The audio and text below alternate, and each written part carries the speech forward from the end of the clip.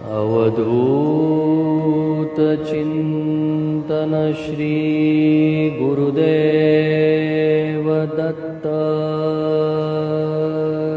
या मंत्राचा अर्थ आहे, अवधूत म्हणजे सर्व प्रकारच्या सांसारिक इच्छा, आसक्ती आणि बंधनांपासून पूर्णपणे मुक्त असलेली व्यक्ती, अर्थात संन्यास आश्रमामधील सर्वोच्च अवस्था जी प्रकृतीच्या सर्व विकारांपासून विरक्त असते।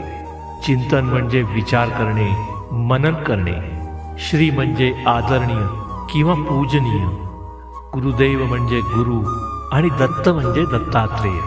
म्हणून अवधूत चिंतन श्री गुरुदेव दत्त या मंत्राचा अर्थ होतो की दत्तात्रेय हे जसे सांसारिक इच्छा, आसक्ती आणि बंधनांपासून पूर्णपणे मुक्त आहेत, त्यांचे चिंतन करून त्यांच्या चरणी लीन होऊन त्यांच्या शिकवणीचा आदर करणे हाच खरा साधकाचा मार्ग आहे। अवधूत चिंतन श्री गुरुदेव दत्त।